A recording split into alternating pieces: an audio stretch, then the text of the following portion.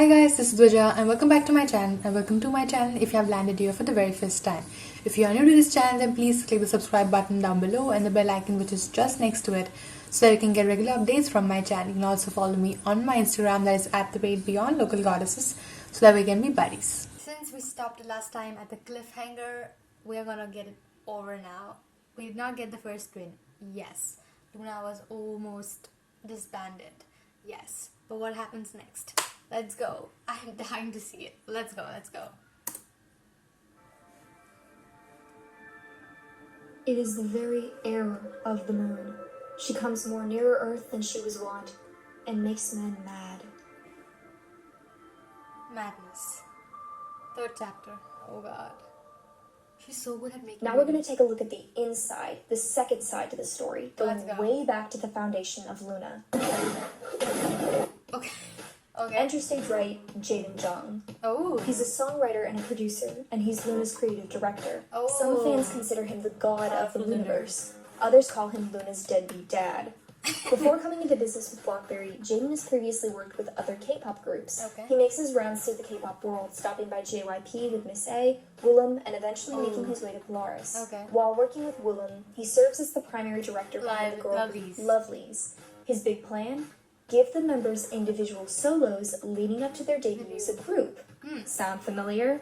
This is also an early version of Jaden's idea for a shadow group, which roughly means he wants them to promote their music as a secret underground artist without the use of regular K-pop promotional institutions. Wow. And in 2010, I figured out invisibility. He says he wants them to be the most unknown female girl group. What? Unfortunately, being unknown doesn't really pay well. After a couple years batting around as a Lalo group, the cash stops flowing, and Jaden leaves the company, delaying Lovely's debut and leaving them to restart from scratch. He couch hops his way over to Polaris, where he becomes a producer for Lovelies Ladies was so famous. Jaden sets when about they creating a debuted. So musical famous. anthology to re-establish the group and fan base after the deaths of two members in a car accident.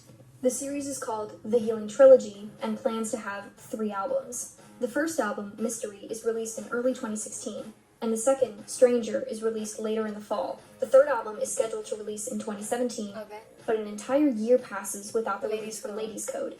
In early 2018, member Ashley is forced to admit that the third album has been cancelled, and fans quickly discover that Jaden has ceased his partnership with Ladies Code. A lot of our lovelies and fans are expecting a comeback, but unfortunately it is not a comeback. It is our showcase that's held on our 5th year anniversary, which is March 7th, and I think we're gonna put an end to this trio, the album that we said that we were gonna do. So instead of that, we're gonna do something new. So this is the last part of our trilogy. It's widely believed that the money sectioned out to fund the trilogy was diverted into Jaden's new project with Blockberry. Around You, one of the songs from the unreleased third album, will eventually become Hyunjin's debut song under LOONA. 2/3 of the way through the Healing Trilogy, Jaden packs up his bags and leaves, taking the remaining songs with him and leaving Ladies Code behind. In fact, Jaden might have planned to leave the trilogy unfinished before he even signed on. Jaden meanders his way down the Polaris family tree as early as 2014, where the first stirrings of the LOONA project can be found.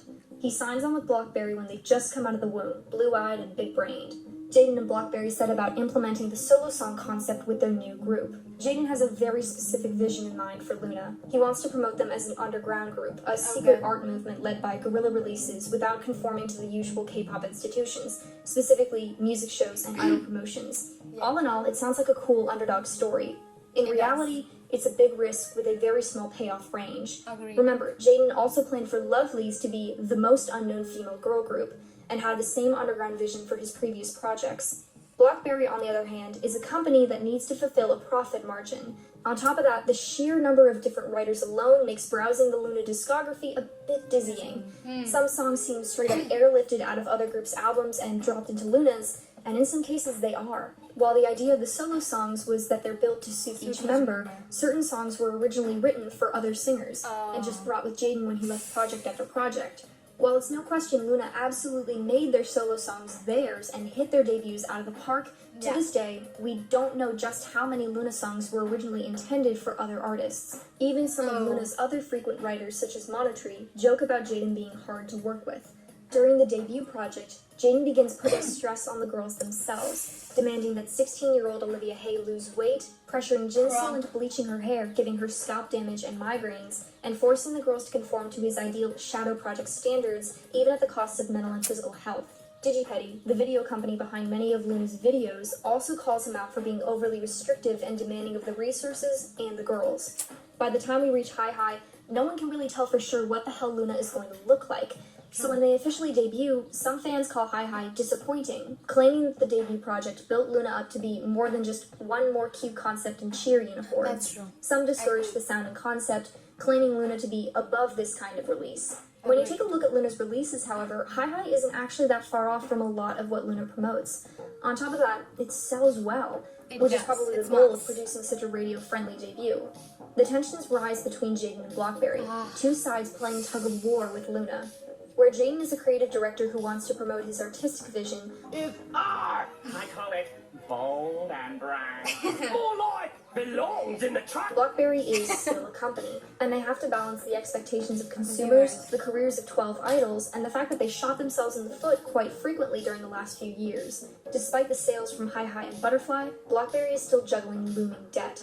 In a bid to try and reestablish cash flow, Blockberry steps away from the Looniverse and tries to reorient the group around their music and promotions. Conflict between Blockberry and Jaden ensues. In response, Jaden states he scrapped an entire ballad album for LOONA's future comeback. That's so As I'm not wrong. involved in the fandom, I don't know exactly what the fandom opinion on Jaden is. Please let me know about this, please. Showed some heartbroken fans and even several stressed members of LOONA.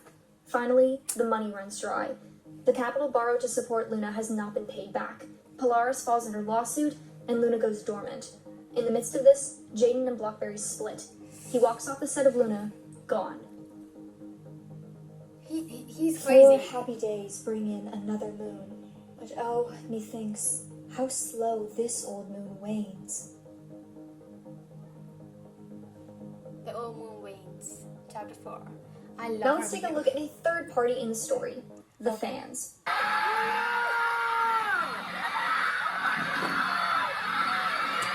Now it's the time I'm gonna cry. In most cases, companies are the primary players, and fans are usually the last actor in the industry. But LOONA's fanbase is unusually involved in their group's narrative.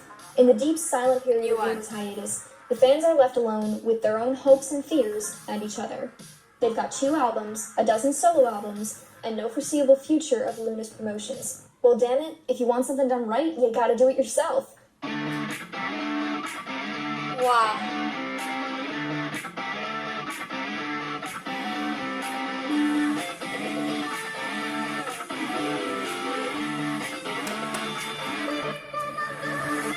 Taking a page out of Coney 2012, Wow. the LOONA fanbase makes a plan to hit the internet with wall-to-wall LOONA advertisement. While there have been proud to be a new orbit. I'm proud to be since in your 2016, this is a whole different level of dedication.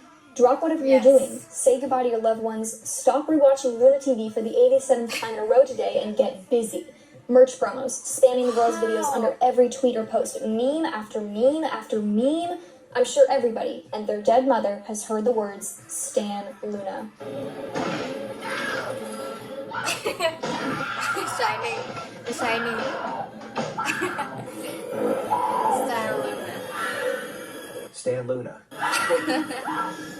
At this point, everyone has had their doorbells rung by orbits offering you their Lord and Savior. One of the long-lasting barriers to LOONA's success is the air of hashtag not like the other girls that surrounds them. We can probably say this stems from Jaden's conception of LOONA as a shadow group known only to those daring enough to accept them. For a long time, LOONA's marketing and industry narrative thrived on the idea of being either on the inside or the outside, which can drive people away since it comes off as pretentious or selective. The self-aggrandizing done by Jaden and some of the louder parts of the fan base damaged LOONA's ability to grow their audience. So when those same hashtag not like other girls fans came knocking on everyone's door to advertise LOONA, doesn't look so good. Now every fandom is scummy fans. In fact, maybe If You'd Stand Blank shows up in just about every fan base with active presence. Some of the Stan LOONA memes are very much fake, others definitely not. But it doesn't really matter either way. Was Stan LOONA a success? Yes. Yes and no.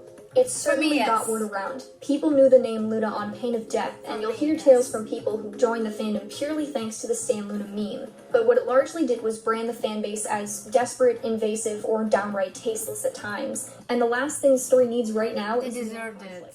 one of the biggest concerns at the time is the legality surrounding the Looniverse. Roughly speaking, the Looniverse is the narrative story of Luna, the lore and universe that connects all the music videos, members, and songs together. As Jaden is the artistic creator of the Looniverse, there was a fear that Jaden could walk away and take the Luna project with him. This is generally not how production contracts work. Typically, if a project has been greenlit for a production phase, the company has officially bought the rights to the project and maintains control over the project's future. This can seem pretty vampiric, but it's designed to give companies insurance. Once a project is in the works, you're not talking about the paychecks of 3 faceless executives and 1 artistic director. You're also including the capital from expecting consumers and the careers of any performing parties. In a case like this, it prevents creators from walking off the lot, taking everything of value with them as they go. What's wrong? The rights to the music videos, designs, and promotional content, which leads me to believe that BlackBerry got custody of the Looniverse in the divorce. However, Jaden has left contracts before, and last time he brought the residual material to BlackBerry and gave it to Luna. Maybe he'll do the same this time. Let's take a look at what the Looniverse actually is as a unit of storytelling and narrative. Boiled down, the Looniverse isn't really a solid story product. The Looniverse is largely a series of loosely linked, hinted-at ideas. It's actually a smart marketing tactic. The Looniverse is a perfect machine for practically endless fan engagement. Jaden has created a space within the Luna dynamic that always intrigues hungry fans without ever having to fully deliver. In fact, despite the marketing and branding of the group as Girl of the Month, the members don't even have respective months. Heejin debuts in October, okay, so maybe she's the October girl, but both Hustle and Shu have December debuts, and the company never confirmed if any specific girl represents any specific month, even years after debut. At this point, the closest connection Luna has to the concept of months is just having 12 members. It's also important to note that we may never know how many other pieces of lore were meant to come out. At this point, some even fear the lore will go unfinished forever. Well, in September, the Luna radar starts to ping again, and rumors of a comeback begin rising. However, it just turns out to be BlackBerry advertising Orbit 2.0, the second round of their official pay-to-enter fan club.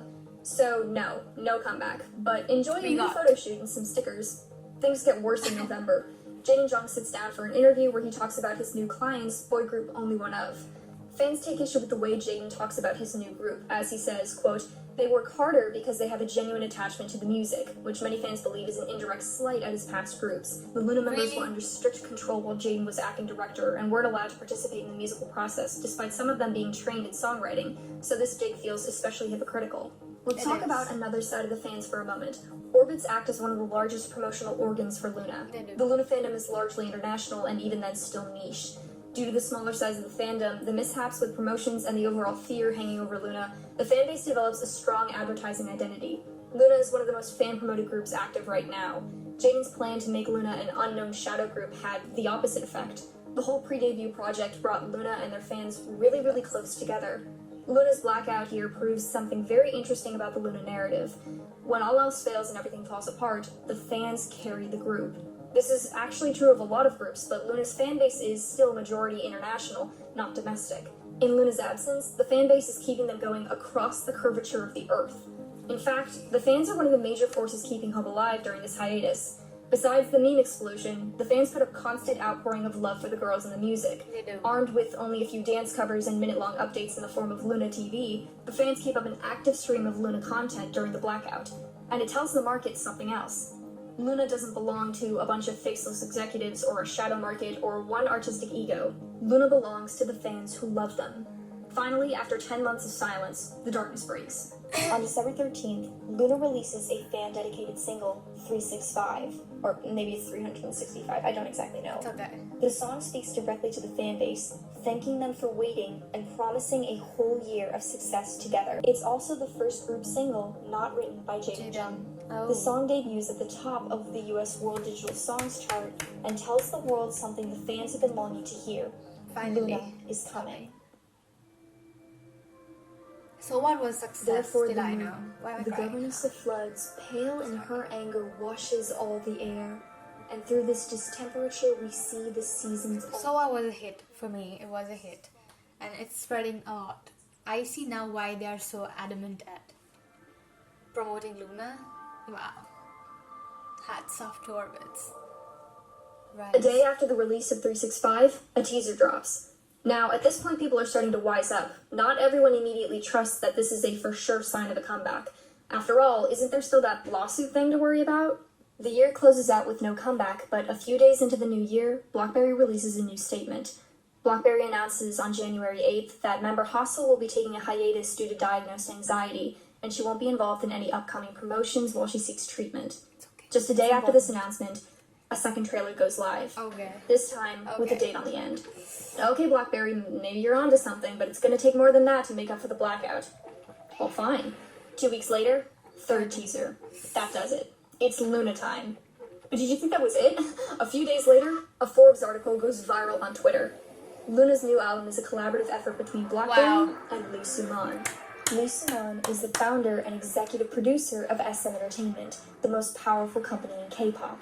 He's one of the most influential and important figures in the industry. He's the guy who made my shiny. His first project outside of SM Entertainment, he's in collaboration with LOONA for their newest album. And you might ask yourself, what powerful marketing technique convinced him to invest in LOONA? It's LOONA. Oh! Wow. Wow.